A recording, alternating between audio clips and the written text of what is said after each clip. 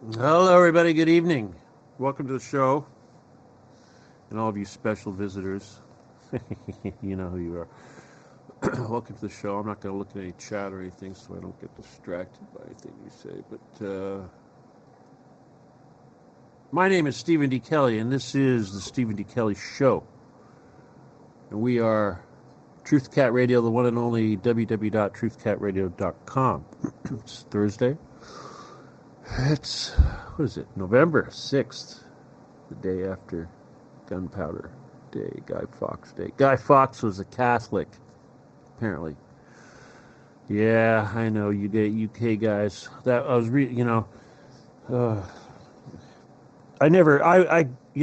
my mother was converted Catholic, and that's why I'm Catholic. I don't know what I was. Obviously, I'm Irish, but who knows what we were before.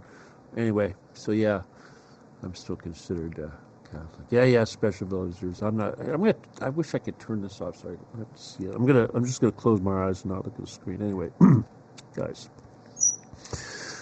All right. The title of the show tonight is "The Little Hats in Panic." Little hats seems to be a thing that we can get away with, in public. We're always looking for ways to get around, the Palantir and the social censorship and whatnot. We're all screwed. We all know who we are. We all know what we're talking about. We all know what's happening. That's why obviously I'm doing my mission because I want to end the Satanism and the evil on earth and what have you. And I want to get back to the people that fucked me over. It just so happens that a good portion of them wear the little hats. And lately, we've been seeing a lot of little hats activity because of, the Charlie Kirk stuff and all the little hats that have come out in support of the genocide in Gaza and support of Netanyahu and against Nick Fuentes and Tucker Carlson. That's a big one now.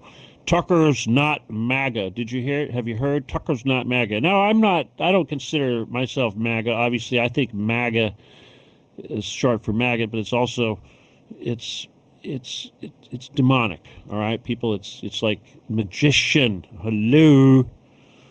That's where it comes from. Magus. They like to play these little word games. Now, unlike some people, and I try my best to do this. I try not to fall into this polarity trap, and I try not to do the hate thing. I mean, even though yes, I've learned that hate is a self-preservation device. It's a natural human thing. I mean, we're taught not to do this, but we're supposed to not hate people as we're getting our heads cut off, literally. Well, anyway. It's kind of all about polarity. And when you look at the little hat people, they are the masters of polarity. And of course, I'm talking about the little hats because when I talk about polarity, I mean, you could say some are on the dark side, some are on the other side, some are a little less on one way, a little less the other way. It's all shades of gray, if you ask me. There's no such thing as good and evil. It's all shades of gray. Everyone's got a little bit. But some people fall further into the service to self mode, and others should endeavor to try to fall into the service to others mode. And we know that this is the politics of the universe, and ultimately it all comes down to that. So when we look at little hat activity and we try to understand the activity of them as well as any others, we should always look at this human motive, and that is the motive to serve others or the motive to serve self. Okay, that is our grand universal divine yardstick of actions, human actions, because of course we don't hate people, we hate actions. Okay, tonight we're going to be talking about the actions of a bunch of little hats, and obviously it's impossible to talk about all the actions. And half the time, the stuff that most of the stuff I'm going to talk about is observation, obviously, and then I'll get into other stuff. But we observe the activity, the little hats responding to things that are happening, or things that they're doing and how they respond, or things that they've done. These are actions. But then we also have to look at the motives, try to understand their motives, why they do what they do, why they are taking these actions. Now, I wanted to start out with this Zohan Mamdani idiot that won the election in New York City. He's a wonderful poster boy for this concept of polarity and how it's used against us and how it's so confusing. And we'll just, before I talk about what he's about, the fact that he won the election, I mean, obviously New York is an important city in this country, but the symbolism and the information that we can see, the patterns that we can see with this election of this polarizing figure, also betray a real reason for the panic. And obviously we're all responsible for this mess that we're gotten into, and we can't just blame the little hats. I mean, as a fifth column, certainly they used a lot of poison and corrosion to weaken us, make us stupid. But here's an example of just how stupid we are. Okay. Now, if we looked at, say, three major cities, three major countries, Russia, China, and the United States, and of course they like to look at New York. New York likes to bill itself as America's premier city, you know, New York, whatever you want to call it. And then, of course, Beijing is a huge country, and Russia is a very, very important country, and these are two allies. All right, well, let's look at the mayor of Beijing. He's a PhD of engineering, okay? He's a doctor of engineering. He's a pretty smart guy. He has 30 years rising through the ranks of the People's Bank of China and 7 years experience as deputy mayor before he ever even took the ranks of mayor. So he's very well trained. He knew his job. The mayor of Moscow has a law degree. He rose up through the ranks of another region that's some Asian part of the country. 20 years experience and 8 years experience as head of the presidential administration. And as far as Moscow goes, he was the guy responsible for the expansion of the Moscow Metro. And if you've seen the Moscow Metro, you know how incredible it is. It's art. Anyway, he did great things, and that's his experience. The mayor of New York, this Zohran Mamdani, what did he do? What did he do? What was his big thing? Now, this is it, okay? This is the entirety. Undergrad in African Studies. That's the entirety. That's all he ever did before he ran for mayor of New York. Oh, and he's a Marxist. Even Russia and China are not Marxist anymore. They grew out of that retardation. But so his first job, not a dishwasher, not a paper boy, not a whatever, was New York City mayor. First job. Okay, so that right there tells you the quality of the education of a man that was put in charge of the premier city of our country by the people that live there. Now, just real quick, let's just look at some of his things that he wants to institute. As a Marxist, he wants to basically give people free food, free groceries, free heating, free whatever, welfare, all that stuff. But, I mean, big time. He'll probably go nuts. We'll probably have Sharia law. Who knows what. I mean, my God, we got Diwali in the White House. But, hey, that's what's important, right? That, gay marriage, transgender stuff, and all that, protecting little hats, that kind of stuff. But now maybe he can hire people that have some brains, but who the fuck put this guy in there? Now here's the thing. The little hats are freaking out because this guy was elected because he's supposedly a Muslim. Supposedly.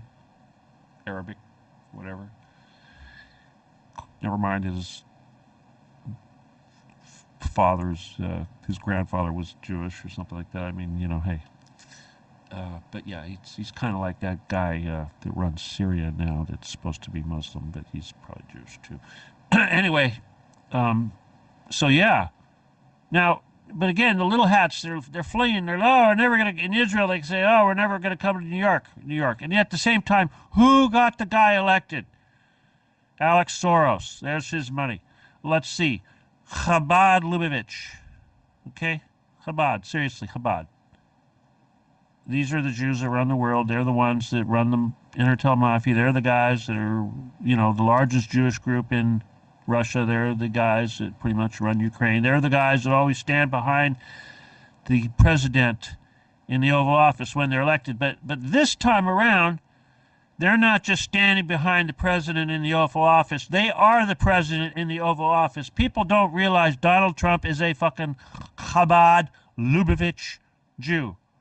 Born and bred. He didn't convert. He like say, oh, my daughter married a Jew. No, motherfucker. you were always Chabad.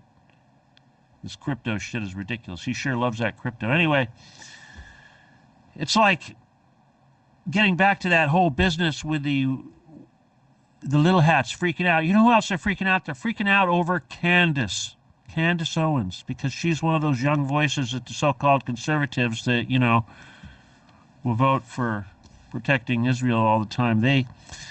They're worried about Candace because, she did, God forbid, she went, she talks to Tucker, and Tucker had an interview with Nick Fuentes. God forbid. Nick Fuentes is a Catholic boy.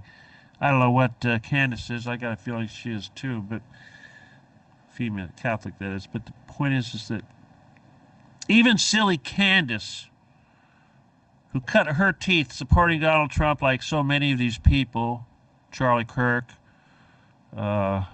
Nick Fuentes, etc., has now come out and openly, condemned Israel, condemned all sorts of things, openly said that basically, in so many words, Mossad was responsible for killing her friend Charlie. I say he's probably a very good friend, but she just came out and said that there were something like, 7 cell phones from Israel running around the campus of Utah that day. She did a little research and found out that there were 7 cell phones operating on the campus the day that Charlie Kirk was. She also found out that that plane owned by the Jewish billionaire that flew in and out of town for a quick maintenance bullshit stop actually flew out a commando team from Egypt,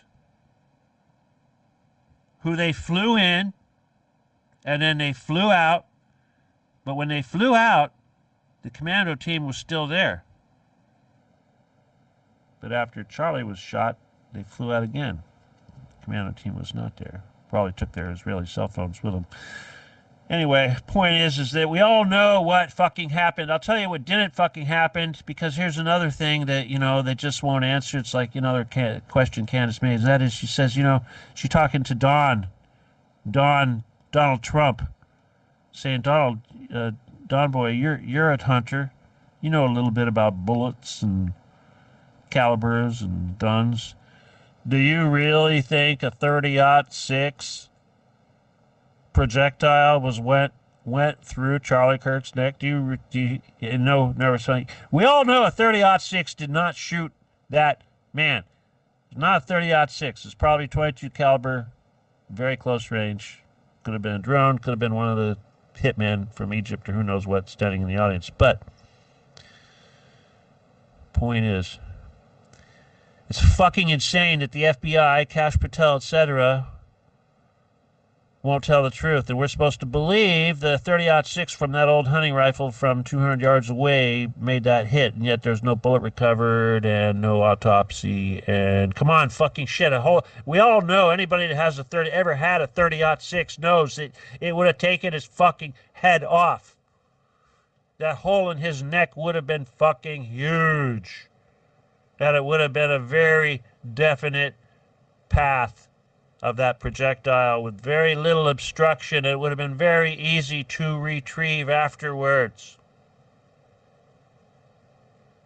Anybody that shoots knows this, but hey, there's all kinds of common sense and shit that goes out of the window. You got to remember, we're living right now in a dystopian hell. That's what the so-called West has become, and we know why it has become, because these fucking Pharisees, Phoenicians, little hat people that have made it so. Now, here's the thing about Candace before I move on, which just gives you an example of just how sad it is and how we got into this position. But even Candace, one of these people that the little hats are freaking out about, who seems to be pretty right on, she says that those darn little hats are doing their best to control our president, Mr. Donald Trump. Candace, he is one of them. He isn't just one of them. He's one of their leaders. He is a mafia boss. He always was. It's not hidden. The little hat peoples are the mafia. That Chabad Lubavitch is a mafia. It's always been a mafia. Go back to Abraham, the father of them all. People ask some of the Hasidic Jews why did they vote for Mabdani in New York. He says because he's a brother. His father was Abraham. Let's talk about Abraham. Abraham was a fucking mobster. He made his money pimping his wife, him and Lot. Sarah was the whore. He pimped her all over to Egypt, to the Pharaoh, made the big money, took his nut, and went and became the big mob boss. And that is the basis of the two brothers and the two families, the one that we call the Arabs and the one that they call the Jews. Only difference is the Arabs don't call themselves a religion. I mean, Muhammad came much later, but he had nothing to do with Abraham. Well, unless you want to consider that they did start the Wahhabist movement in Saudi Arabia, with that whole, what's his face, they went there in World War I and fought against the Ottomans, which was another Jewish empire. That's another polarity thing. So don't get confused about the polarities, because obviously they're going to be on both sides of every issue. And a lot of them are completely innocent, just like everyone else. It only takes a small amount of people to do this thing, but again, it's the actions of a few do this. But let's go into the whole reason of why they're panicking. I mean, obviously, they can't control the narrative. The whole Charlie Kirk fiasco, I mean, come on. We're not stupid. I mean, my God, they got away with this shit for so long in this country. Waco, Flight 800, JFK, 9/11, and on and on and on and on. How many times did these little hats pull this shit, start their fucking genocidal wars like they're trying to do now, and Trump is threatening nuclear war, and he's doing this crap in fucking Venezuela? That's another panic move. Obviously we have to talk about Ukraine, we have to talk about Russia, but when Donald Trump had his meetings with Ursula von der Leyen and these other people from the EU, and they said, no, you don't need that Russian oil, he promised everybody American petroleum products at high price to replace their cheap, consistent Russian petroleum products.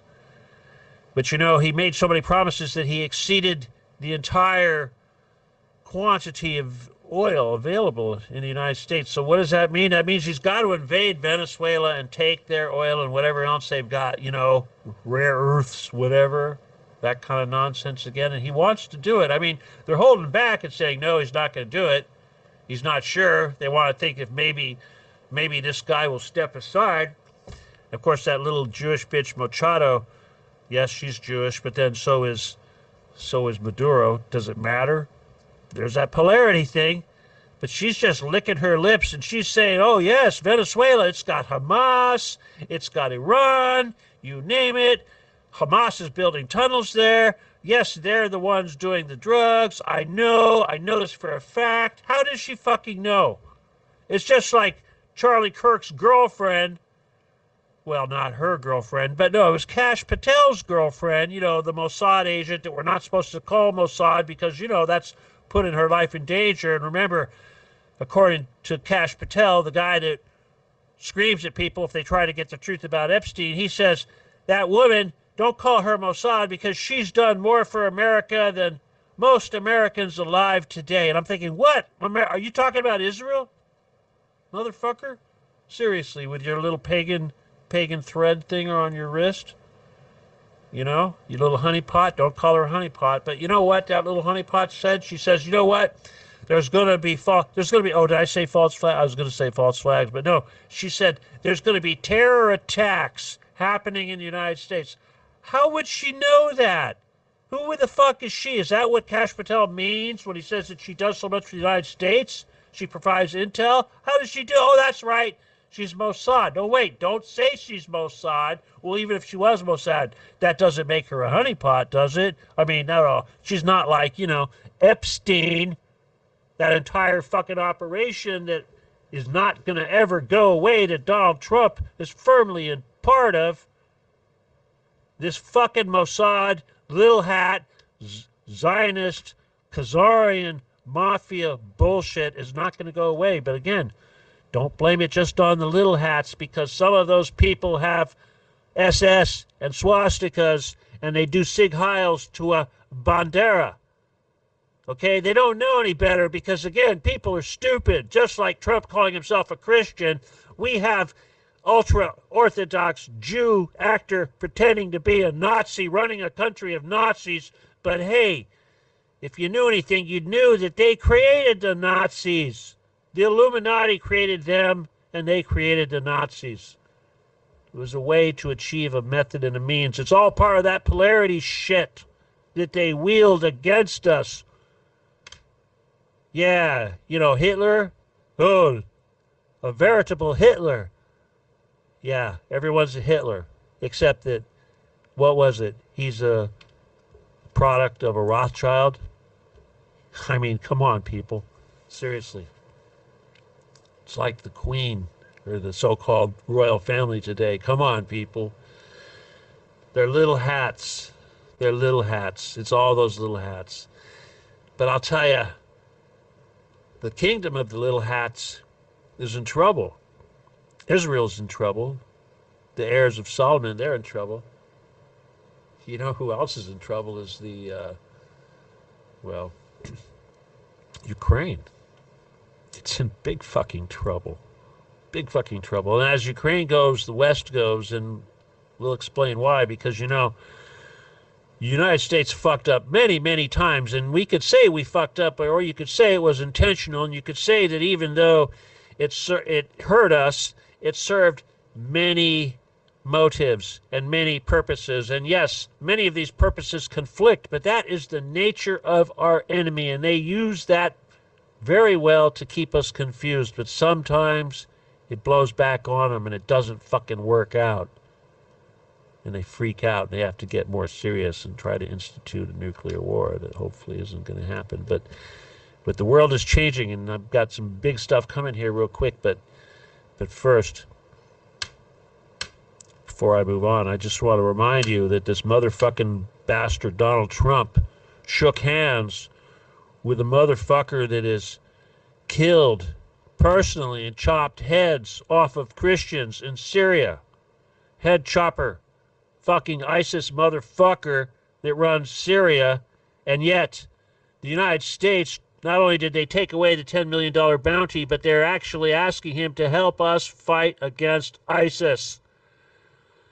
Fucking clown world, people. It's all bullshit. It's all retarded theater. That's all they know how to do. It's one big retarded TV show.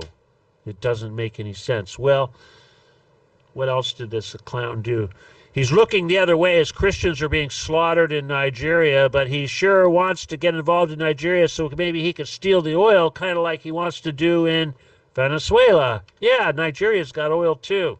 That's all part of his consolidation of the, you know, sphere of influence, Western Hemisphere that we want to control, because Russia and China are getting ready to dominate the entire world, as like they are totally doing.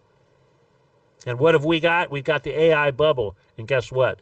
That thing's going to take a big shit here real soon. Not the least of which reason is because of power and cooling.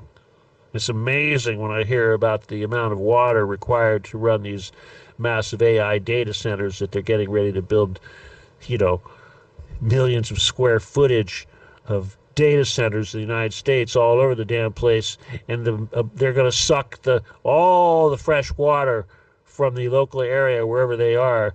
And I'm thinking, my God, we can't even come up with cooling technology. What are they going to do? Turn on the tap and run it through their cooling and then put it in the ocean? Seriously, it's fucking insane. But that's the American way. But you know, have no fear, because the reality is that it's not going to be an American future. Seriously, people, if you think that this country in the West has got any kind of future at all, you're part of the grand delusion. We are all fucked.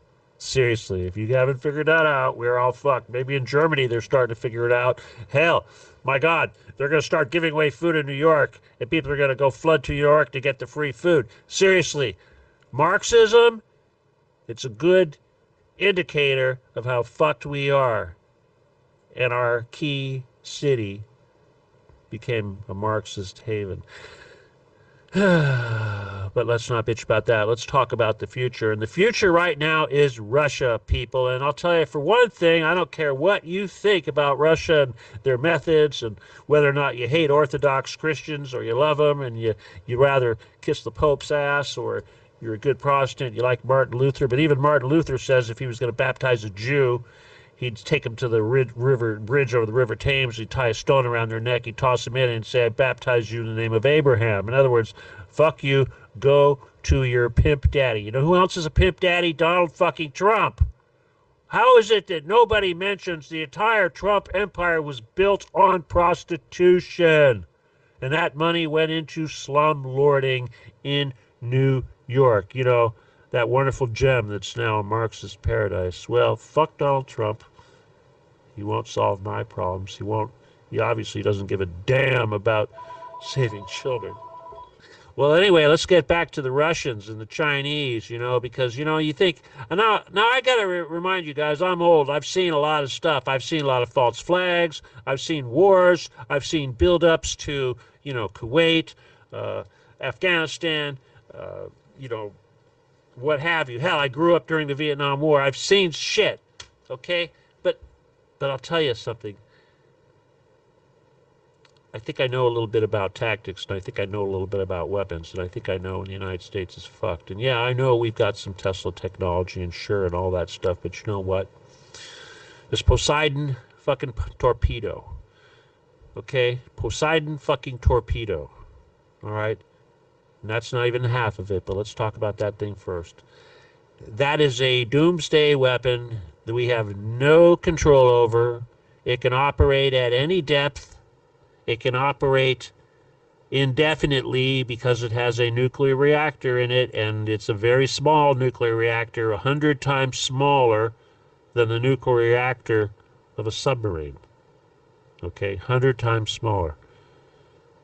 Now, the torpedo is pretty big, but it can travel anywhere. It can travel the oceans, leak deep, and it can pop up and cause a tsunami and wipe out an entire coastline. And you know, I live on a coastline, so yeah, it's a devastating fucking weapon. Anyway, there's that. Nothing we can do about it. Well, they just got through releasing the submarine to carry the Poseidon. They built the Poseidon torpedo, nuclear torpedo, and then they built the submarine to shoot it. That they just released. That's out there right now. They allowed NATO to watch the testing of the Poseidon missile. Well, that's just one weapon system. They keep coming more and more and more. And I'm not talking about little drones and shit now. And you already know about the Rezhnik, you know, and the hypersonic missile, and that's just devastating as fuck. And we've only seen it used once so far. And it scared the shit out of everybody. And now they're going into serial production, and we have yet to see it be used again. And then there's the Kaliber missile There's and on and on and on. There's Zircon missile, on and on and on and on. They're getting better and better and better. But there's a new missile that just came out. A new cruise missiles. Here's Donald Trump saying, oh, we got the Tomahawk, the Tomahawk. That's 1980s fucking technology, motherfucker. Well, the Bereznik just came out. And the Bereznik has a nuclear reactor on it for its propulsion. Not for its weapon system, but for its propulsion. So it's also able to fly indefinitely. Now, we can talk about the tactics that are going to be evolving and changing, but here's the thing that we really need to talk about and examine, because this is the thing. In the West, you know, the little hats control the media, and they are panicking and shitting their pants because they know what's coming. And they know that everybody's fucked. And this has nothing to do with them and everything to do with Putin and the Orthodox Christian country of Russia. Not the Marxists, but the Christians. They're the ones making this stuff. Well, let's talk about this Bereznik here before we talk about its reactor, because that's really important. Well, first of all, this thing's a cruise missile. Okay, it's relatively large and cumbersome for a cruise missile, unlike the Tomahawk. But the reactor on board this thing is 100 times smaller than the reactor on the Poseidon. Remember, the Poseidon reactor is 100 times smaller than the one of a nuclear submarine, the one that's going to fire this thing.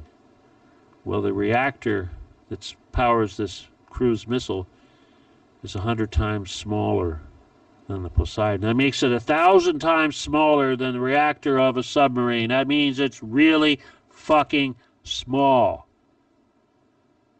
Now you say, okay, small reactor. Oh, that sounds scary, Chernobyl. All right, people, let's think about the ramifications of a small nuclear reactor that will basically run forever safely. Oh, yeah, and it's air-cooled, people.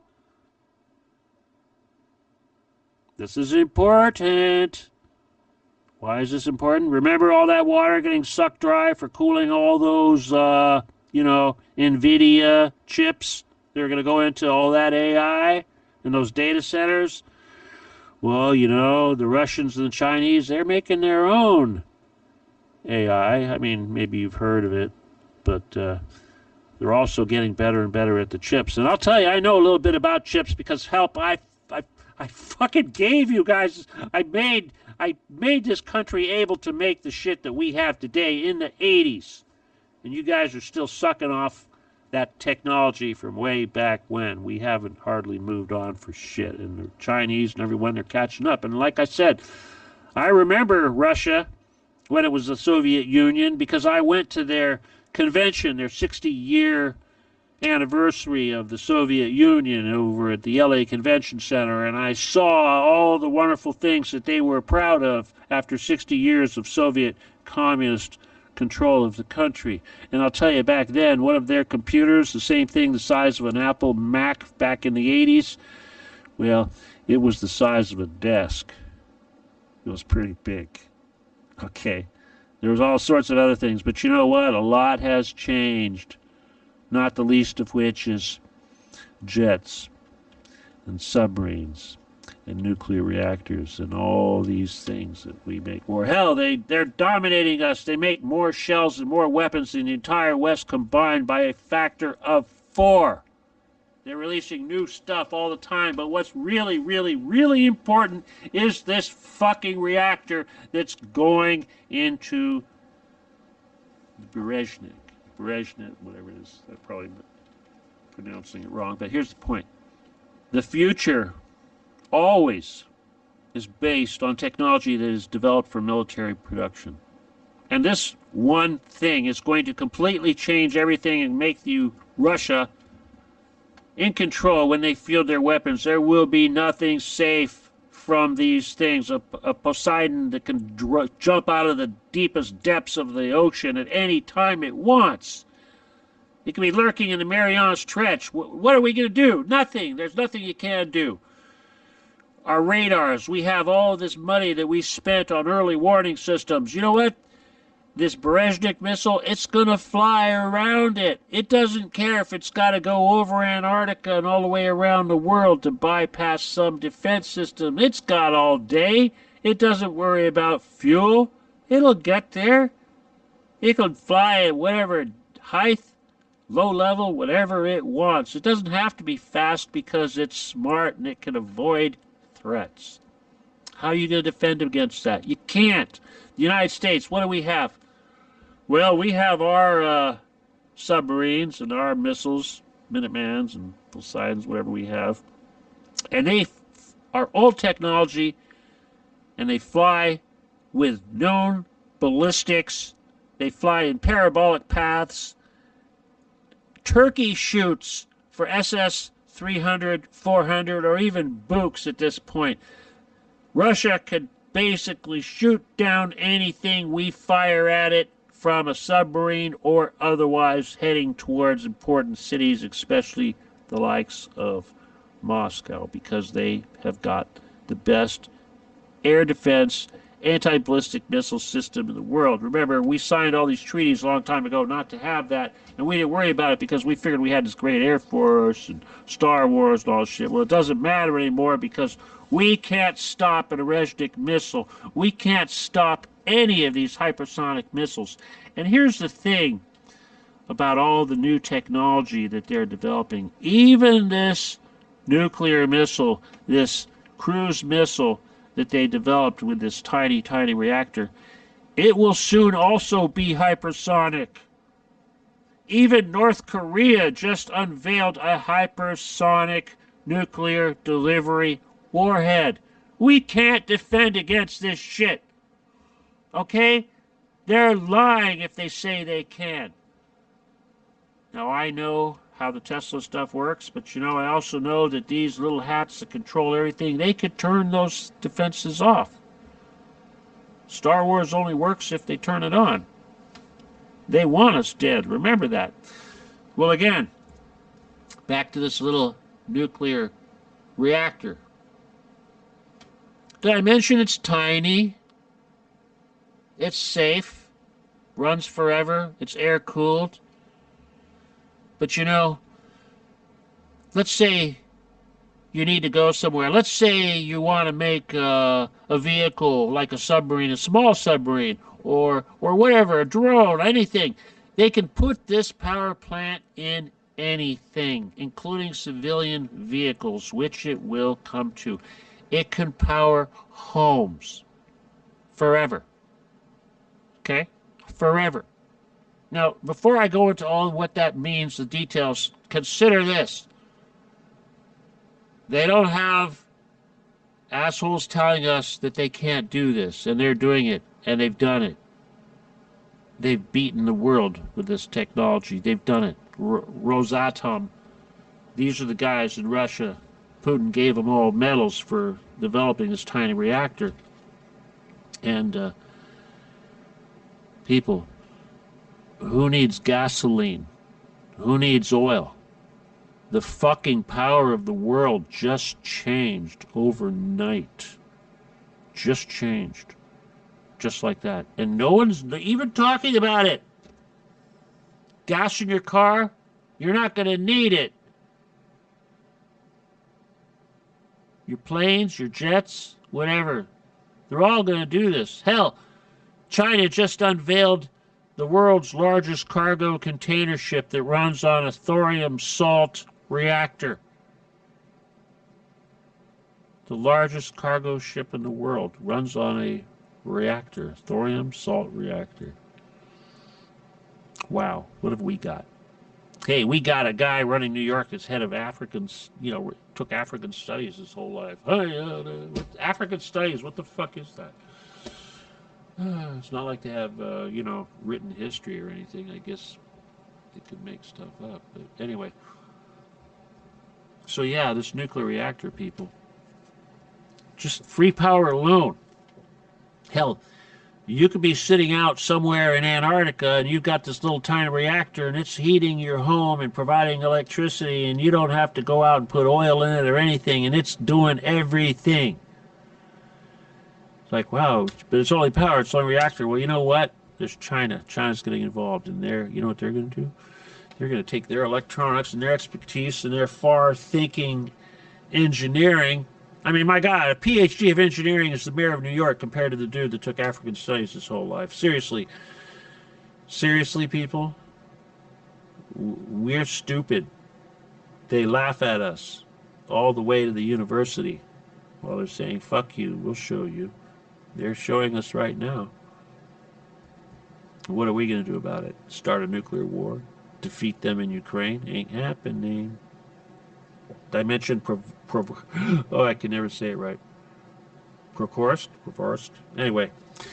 Yeah, I looked at all the big cities. I looked up the big cities and what's left and what hasn't been captured. And I can see how the West likes to think that by numbers, the territory captured by Russia isn't really important because the population density isn't quite as big as some of the cities like, say, Ukraine or Kherson that have millions of people. I mean, or not Kherson, well, Lvov has like 1.1 million, but the point is like Pokrovsk and these other cities.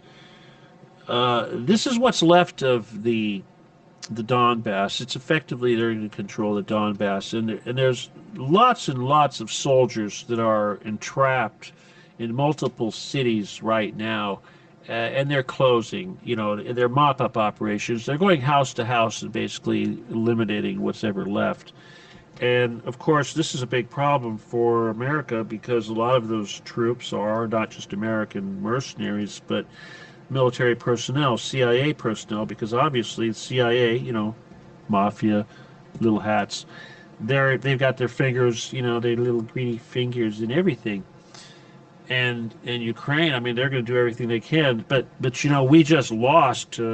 What was it? I mean, first they said it was 2 Black Hawk helicopters, and I think it was more. It's probably like 3 Black Hawks and all their crew. And people go, oh yeah, Ukraine was flying Black Hawks. Bullshit. Ukraine doesn't fly Black Hawks. That was American Delta forces in there, CIA guys. I mean, seriously, Delta, that's CIA. Okay, well, anyway, obviously you can't fly. Black Hawks aren't stealthy. When those things landed over there on the outskirts of Pokrovsk, whatever it is, where they were trying to ingress and you know, basically extract some of these CIA personnel, they were detected. They knew where they're going to land. They were there waiting for them, and they were destroyed as soon as they landed. All of them. They didn't come home. And the crew wasn't Ukrainian. It was American. They're all Delta, you know, but people aren't talking about this stuff. So, yeah, we're totally involved. This is why you got guys like Donald Trump talking about nuclear war now, trying to be all blustery because he hasn't got shit. Because that's all these little people, these little hats have, is talking shit. Seriously, they depend on the Goyim to do the dirty work. I mean, obviously, you think, hell, in World War II, when the troops were landing on D-Day, the American troops, every one of those landing craft practically had a MP in there. And his job was to basically shoot any American troops that didn't want to get off that landing craft in the landing zone. You know, it was hell on that beach. Well, those MPs were little hat people. Okay? Seriously, there's pictures of them. They stand out. They stand out. Okay? You know what I'm talking about. Anyway, I'm not trying to say that all little hat people are bad, but point is that obviously that's why I talk about the Getty. The Getty thing is so important because it's the little hat people, but it's also the Nazis, but it's the entire kingdom or mafia, which is not just little hat people. What I'm trying to educate you people, and this is the whole thing about this polarity business, because it's every side of every issue. And yeah, there's conflicting motives, and the reason why it conflicts is you've got at least 5 different parties involved in this mafia, not the least of which are the little hats, but you've also got the Nazis, which are basically controlled by the little hats, but you've got the Templars, which are also controlled by the little hats, but you've got the Vatican, and you got the Crown, and you got the Hospitaliers. You got people like that. NSA, Mossad, all different flavors. It's ultimately all the same thing because ultimately they're all service to self. They all worship Satan, and they're all pedophiles. And even Candace came out and said that we are a nation run by pedophiles. All of our leaders are pedophiles, and they all are under the control of Mossad and through honeypot operations like Jeffrey Epstein, which is probably why Kash Patel, who's supposed to be investigating Epstein, has a honeypot and, worries about Israel and all this shit. It's crazy. It's crazy. And the youth of the world, the youth of the country, they're not swinging this shit. That's the future. The future, there is no polarity as far as the youth of the world are concerned. They know the Republicans are full of shit. They know the Democrats are full of shit. Capitalists are full of shit. Marxists are full of shit. They're all full of shit. How could they not be when the people that are spewing the shit are spewing it from both sides? I mean, my God, how do you say Mamdani is so bad when you've got him shaking hands and wearing a little hat, shaking hands with the little hat people while he's wearing a little hat, hanging out with Soros and taking money, who's, uber little hat, and Nazi at the same time. But hey, we're not supposed to know that. We're not supposed to notice. And if you do, you're going to get in trouble because the AI is coming. But guess what? America's going to lose this battle. Yep. I mean, like I said, who thought it would have happened? But guess what? America's going to lose this battle because the little hats have fucked us over. And the only way the little hats are going to win is either we occupy the Getty, stop that, stop them, make the whole world get together and start saying Getty. Hell, what would if Nick Fuentes and Tucker Carlson and Candace all wanted to talk about the Getty? The world would freak out. We would have nuclear war tomorrow. That would truly be the end. What more do you people need to know? But that's where we're getting.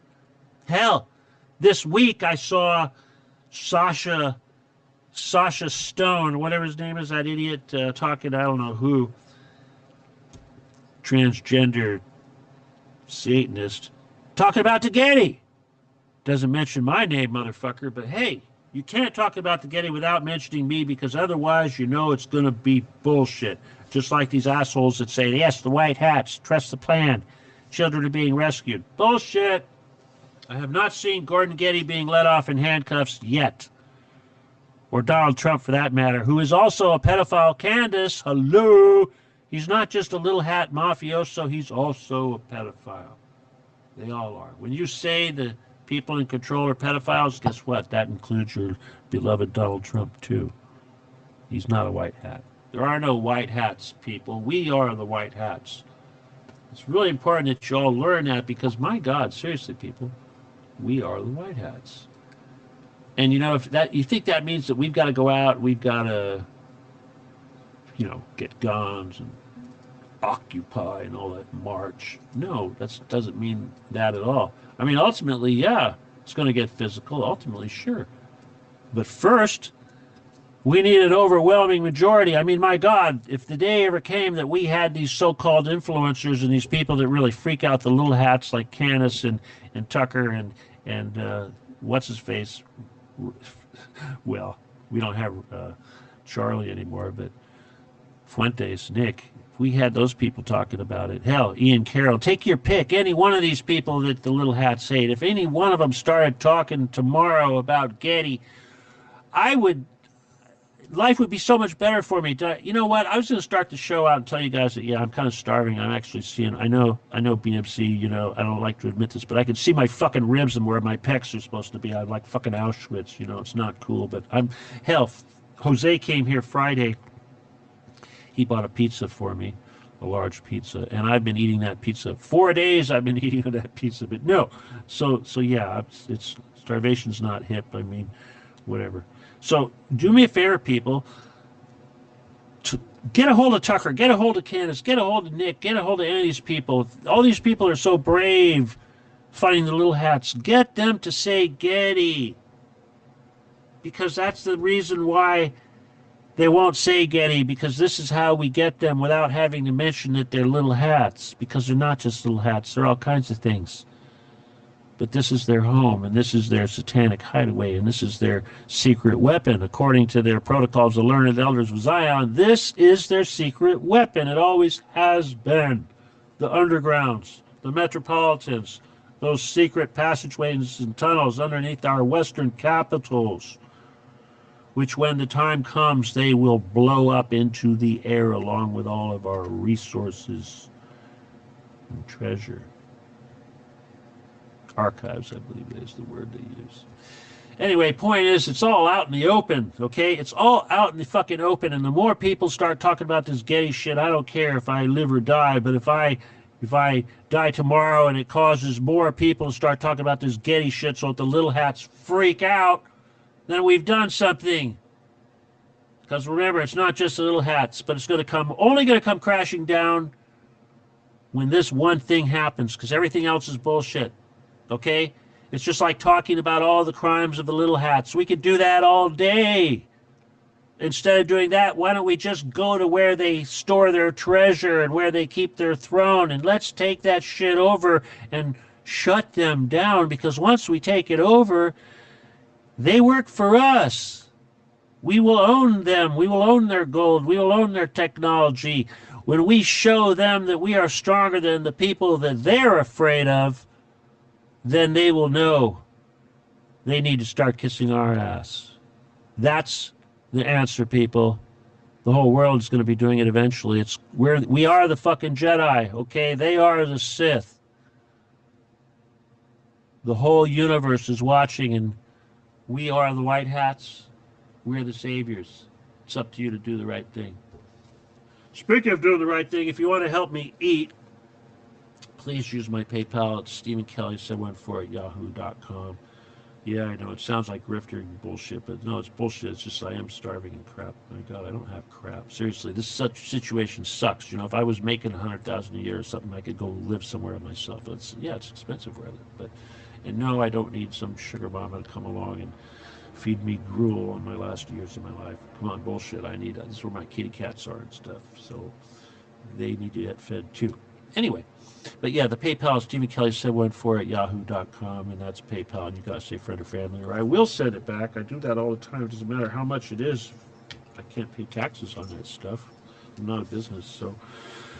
Also, if you need my book, you need healing, and I'm talking for real healing. And I'll tell you, if you want healing, you could call us placebo, whatever. It doesn't fucking matter, but it works. I do fucking so many miracles, I don't even keep track anymore. Seriously, I don't even have to think about it. If you want it, and I know you want it, it'll happen. Whatever it is that you need is going to happen. It's happened so often now, and it's just one of those gifts that you get when you lose everything.